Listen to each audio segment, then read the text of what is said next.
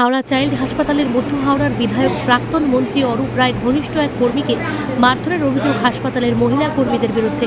মহিলা কর্মীরা বিভিন্ন দুর্নীতির বিরুদ্ধে গর্জে উঠে ক্ষোভে জুতো পেটা করলেন ওই ব্যক্তিকে। মহিলাদের বিরুদ্ধে অত্যাচার ও নিগ্রহের অভিযোগ করেন ওই ব্যক্তি। ঘটনাস্থলে হাওড়া থানার পুলিশ গিয়ে ওই ব্যক্তিকে উদ্ধার করেন। সম্পূর্ণ ঘটনা তদন্ত শুরু করেছে হাওড়া থানার পুলিশ। আমার নাম প্রসেনজিৎ হাজরা স্যার। আমি স্যার বিলিং পোস্টগুলো করি স্যার, হিসাব টিসাবগুলো রাখি। কি অভিযোগ দীর্ঘদিন ধরে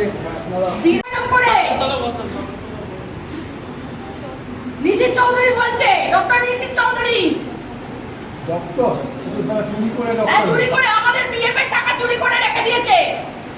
আমাদের টাকা চুরি করেছে, 2 বছর বিনা কারণে বসিয়েছে। 2 বছর মাইনে দেয়নি।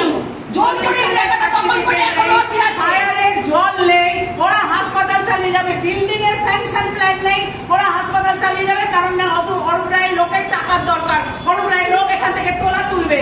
রেড ক্রসের কোনো বিল্ডিং এতে ছাপা হয় না। ডিস্ট্রিক্ট ব্রাঞ্চ কোনো রসিদ বই ছাপতে পারে না, ওরা নিজেরা রসিদ বই ছেপেছে।